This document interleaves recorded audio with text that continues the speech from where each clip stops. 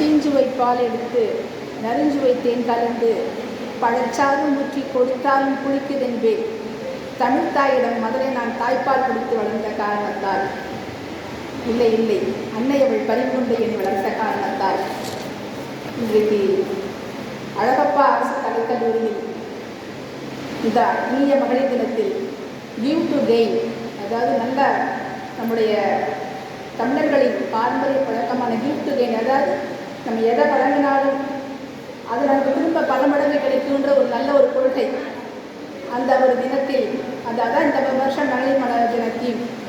அதில் உங்கள் அனைவரையும் சந்திப்பதை கொள்கிறேன்.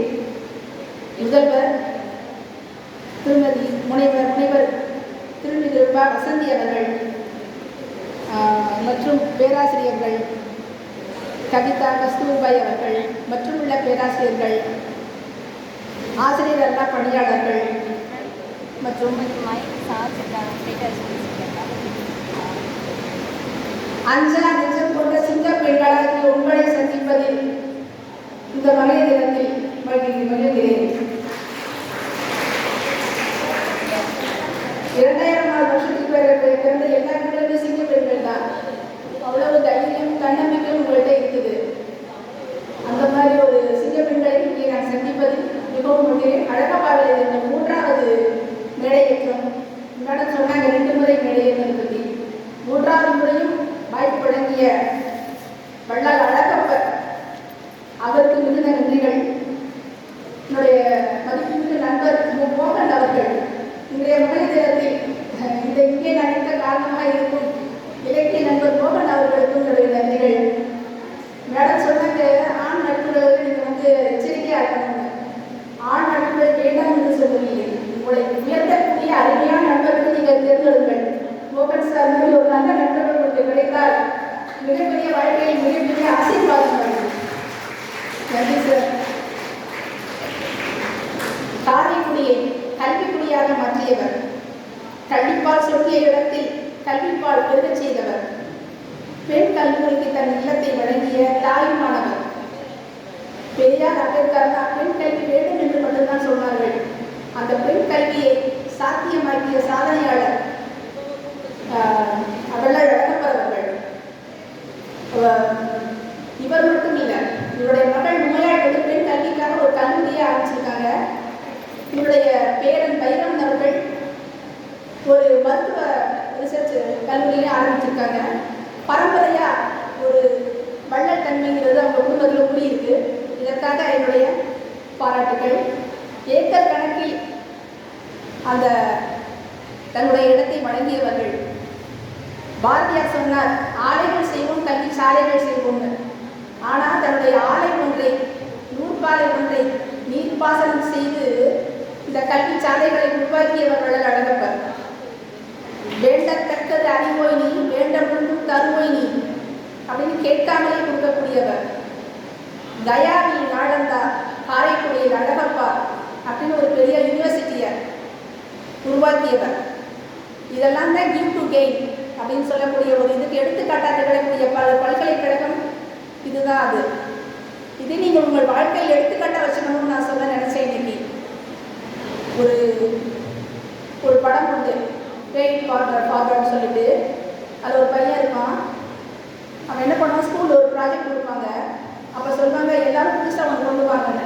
அப்போ ஒரு மரம் மாதிரி வருமா, அது 3 பிரான்ச் வரைவான். சொல்லுவான், அது எவ்வளோ மாதிரி இல்லை, நீங்கள் ஒரு ஹெல்ப் பண்ணணும் 3 பேருக்கு, அந்த ஹெல்ப் இன்னும் 3 பேருக்கு போகும். அப்படியே அது உடலாலோ மனதாலோ பணத்தாலோ அப்படி பெருக்கும் பொழுது அந்த உதவி விரிவடையும் சொல்லுவாங்க. அந்த மாதிரி வள்ளல் அழகப்பர் உங்களுக்காக இந்த கல்லூரியை வழங்கி இருக்கிறார். நீங்களும் படித்த பிறகு உங்களால் முடியும் போதெல்லாம் இதே மாதிரியான சேவைகளை உங்களால் உடலாலோ மனதாலோ பணத்தாலோ முடிந்தவற்றை செய்ய வேண்டும். அதுதான் கிவ் டு கெயின். உங்கள் வாழ்க்கையோட அர்த்தம் அதுதான். அதை சொல்ல நினைச்சேன். அப்புறம் இன்னும் நிறைய சொல்லலாம் அவரை பற்றி. மத்திய உணவு திட்டம், பத்மபூஷன் விருது பெற்றவர், சர்பட்டம் இருக்காதவர். அப்புறம் 1947 ஆகஸ்ட் 15 இந்திய சுதந்திர தினத்தன்னைக்கே நம்முடைய கல்லூரியை ஆரம்பித்தவர். இவர் இந்த கல்லூரிக்கு மட்டும் இல்லை, அண்ணாமலை யூனிவர்சிட்டிக்கு கூட நிறைய நிதி உதவி செஞ்சிருக்காரு. இப்படிப்பட்ட ஒருவரை காரைக்குடி என்பதில் காரைக்குடிக்கு தான் பெருமை. நான் உங்கள்கிட்ட இன்னைக்கு ஒரு 4-5 பெண் படைப்பு நான் ஒரு எழுத்தாளராக இருக்கிறதால படைப்பாளர்களை பற்றி சொல்ல விளைகிறேன். சீக்ரெட் டான்சர் நீங்கள் கேள்விப்பட்டிருப்பீங்களான்னு தெரியல. டென்மார்க் நாவலாசிரியை. இவங்க பெண் புரட்சி, பெண் விடுதலை, இந்த மாதிரி நிறைய விஷயங்கள் எழுதியிருக்காங்க. 1928 இவங்களுடைய முன்னரின் மகள் கிறிஸ்டின் லாவன்ஸ் டாட்டர் அப்படின்ற எழுத்துக்கள்லாம் இவங்களுக்கு பரிசு கிடச்சிருக்கு. 3 புத்தகம்னு சொல்லுவாங்க, 3 பகுதியாக இருக்கும். அது இந்த 11ஆம் நூற்றாண்டில் வசித்த விக்டிஸ் அப்படின்னு ஒரு நார்வேயோட பேரழகி ஒருத்தி இருந்தா. அவள் ஐஸ்லாண்ட் மன்னர் லிச்செட்ன்றவனை காதலிச்சா. ஆக்சுவலாக ஆண் நட்புல எப்படி எச்சரிக்கையாக இருக்கணும்னு தெரிஞ்சுக்கோங்க. ஆண் பழக்கத்தில் அவளை அவ்வளோ காதலிச்சா. ஆனால் அவன் என்ன பண்ணா, அவளை சீரழிச்சு பாலியல் பலாத்காரம் செஞ்சுட்டான். அதனால என்ன ஆச்சு, அவளுக்கு ஒரு குழந்தை உள்வரும் ஒரு குழந்தை பிறந்துச்சு. ஆனால் அவள் தான் விரும்பின ஒருத்தரே தன்னை நாசம் செஞ்சோன்னு அந்த சமூக அரசியல் மாற்றங்கள் ஏற்படும் பொழுது, பெண்ணுக்கான உரிமைகள் மறுக்கப்பட்ட போது அவள் அப்படி போராடி, மிகுந்த போராட்ட குழந்தையோட போராடி எல்லா இடத்துலையும் அவமானம் நடந்துச்சு. அவளுக்கு செஞ்சமே லிஜெட், ஆனால் பழியெல்லாம் இவளுக்கு. அப்போ அவ்வளவு கஷ்டப்பட்டு தன்னுடைய மானத்தை காக்கவும், குடும்பத்தை காக்கவும், தன்னுடைய சுயாட்சியை மீட்கவும், தானே சுயாட்சிக்கு வரணும். பெண்கள்லாம் இப்போ ஆட்சியில் இருக்க மாட்டாங்க, ஆனால் சுயாட்சியை மீட்க அவ்வளோ கஷ்டப்பட்டு முயற்சி செஞ்சார். அதுதான் கிறிஸ்டின் லாவன்ஸ் டாட்டர்ன்ற கதை. இது குன்னரின் மகன்ற கதை. இது அது மாதிரி இந்த காலத்தில் கூட இந்த மாதிரி பெண்கள் ஒரு சமூகத்தில் ஒரு எழுத்துலகிலேயோ சினிமாவிலேயோ எங்கே வந்தாலும் சரி நிறைய இடங்களில் விட்டு கொடுத்து அட்ஜஸ்ட் பண்ணி போக வேண்டியிருக்கு. பின்னாடி மீட்டு அப்படின்னு அவங்க போடுறாங்க. இந்த மாதிரி விஷயங்கள்லாம் நடக்காமல் ஒரு சுயோகி குழுப்புன்னு சொன்னாங்க, நீங்கள் ஆரம்பத்திலேயே எச்சரிக்கையாக இருந்தால் உங்கள்கிட்ட யாருமே அணுக முடியாது தவறான எண்ணத்தோட. அதை நீங்கள் உங்களுடைய கொள்கையாக வச்சுக்கணும். அந்த கொள்கை எப்படி முக்கியம்.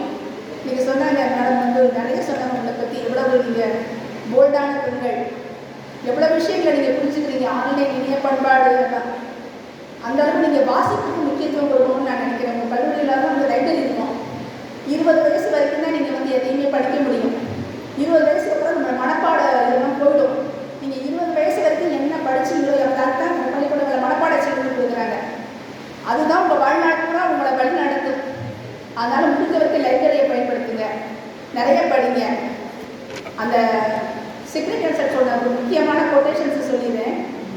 All that what happen and would happen was meant to be. Everything happened as it is meant to be. எது நடந்ததோ நன்றாகவே நடந்தது, நடக்க வேண்டியதுதான் நடந்ததுன்னு சொல்கிறோம் இல்லையா, அதெல்லாம் அவங்க சொன்னது Christian லாவன்ஸ் டாட்டரில். No one and nothing else can harm us, child, except what we fear and love. நம்மளை எதுவுமே பாதிக்க முடியாது குழந்தைகளை. நாம் எதை பார்த்து பயப்படுறோமோ மற்றும் எதை நேசிக்கிறோமோ, நம்ம நேசித்தோன்னா வீக் ஆகிடுவோம். அந்த வீக்காக நம்மளை அவங்க தாக்கிடுவாங்க, நம்ம அதுக்கு பலியாகிடுவோம். அதனால எந்த விஷயத்திலையும் பாசம் வைக்கும்போது எச்சரிக்கையாக இருங்கள். அதே மாதிரி எந்த விஷயத்தை பார்த்தும் பயப்படாதீங்க. இது ஒரு முக்கியமான விஷயம்.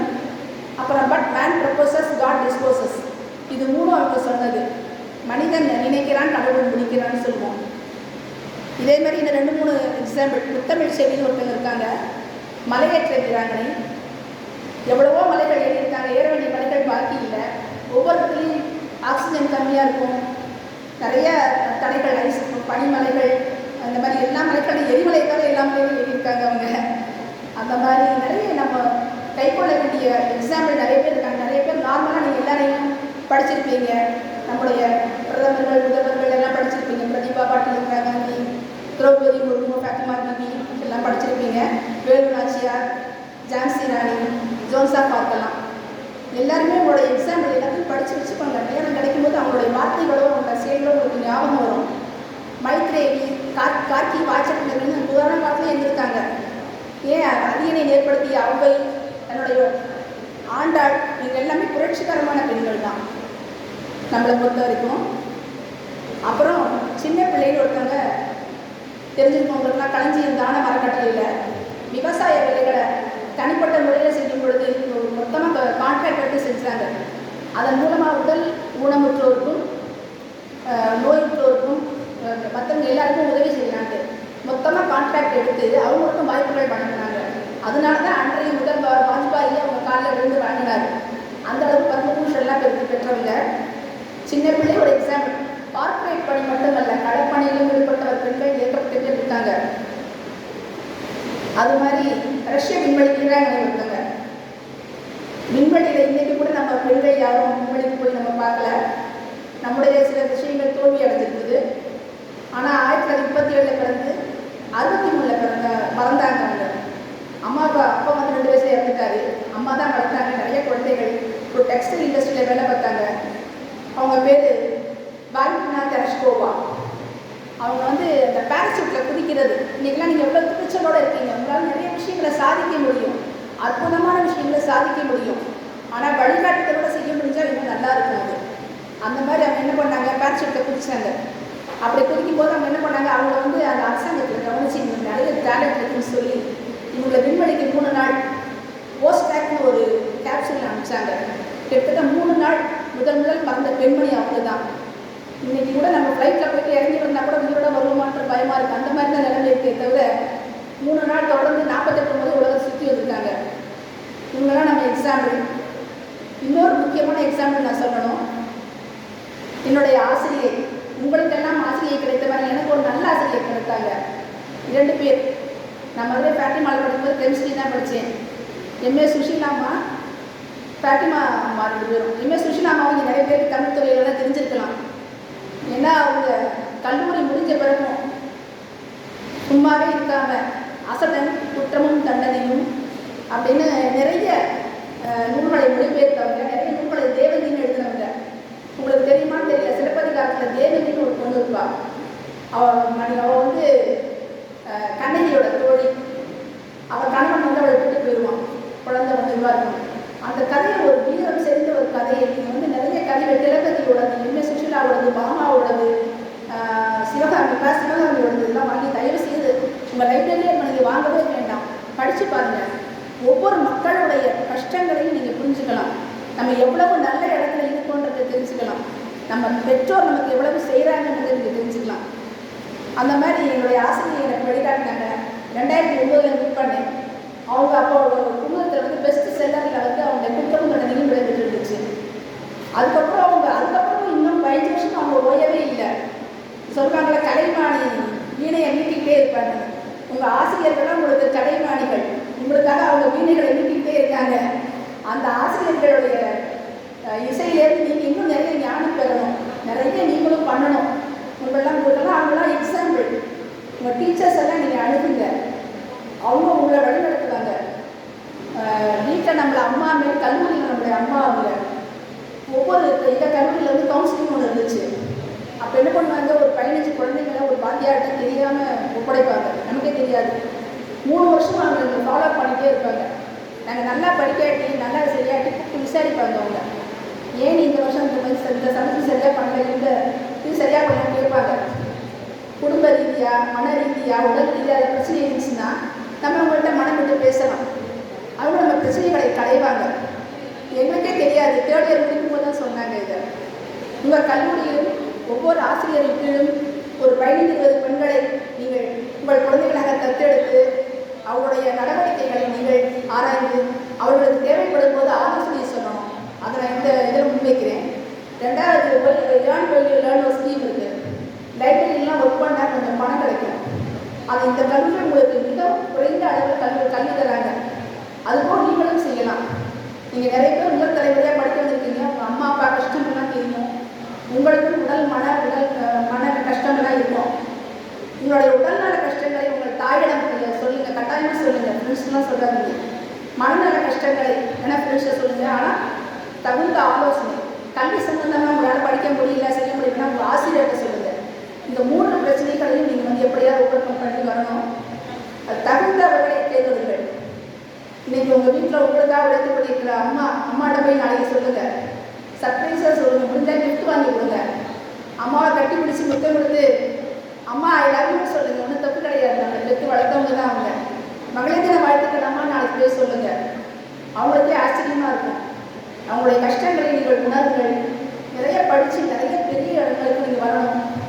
வெறும் படிப்பு மட்டும் வாழ்க்கை இல்லை. ஸ்போர்ட்ஸ் இருக்குது, ஓவியம் இருக்குது, பாட்டு இருக்குது, உங்களுக்கு ஸ்விம்மிங் இருக்கலாம், என்ன வேணால் கற்றுக்கலாம். எந்த கலையில் ஆர்வம் இருக்கிறதோ அது இன்னும் அதிகமாக செஞ்சு நீங்கள் மேலே முன்னேறது வந்து என்னால் எழுத முடியும் கண்டுபிடிச்சது என்னுடைய ஆசிரியர் தான். ஒரு ஊக்கம் மாதிரி தான் அது. ஒரு குழந்தை வந்து ஏன்னு சொல்லும், உடனே அப்படிம்பாங்க டீச்சர். பின்னு சொல்லுவாங்க அப்படிம்பாங்க. அந்த ஊன்னு சொல்கிற ஊக்கம் தான் அந்த குழந்தைய மேலே கொண்டு வரும். உன்னால் எழுத முடியுமான்னாங்க. 1985 எழுதுறதை விட்டேன். நான் 2009 அந்த ஆசிரியர் திரும்ப சந்திச்சேன். அவங்க நான் எழுதுன தேனமே நீயும் வலைப்பதிவு ஆரம்பிச்சு எழுதுன்னு சொன்னாங்க. அவங்க திரும்ப விளையாட்டு சொல்லி போட்டாங்க என் வாழ்க்கையில். என்னுடைய ஆசிரியை தான் என்னுடைய எல்லாம். இன்றைக்கு நான் முன்னாடி நிற்பதற்கு காரணம் என்னுடைய ஆசிரியை தான். என்னுடைய எம்எஸ் சுஷீலாமாவுக்கும் உங்கள் அனைவருக்கும், உங்கள் ஆசிரியர்களுக்கும், உங்களை பெற்ற தாய்க்கும் மகளிர் தின வாழ்த்துக்கள். உங்களை சந்திக்க முடிந்தது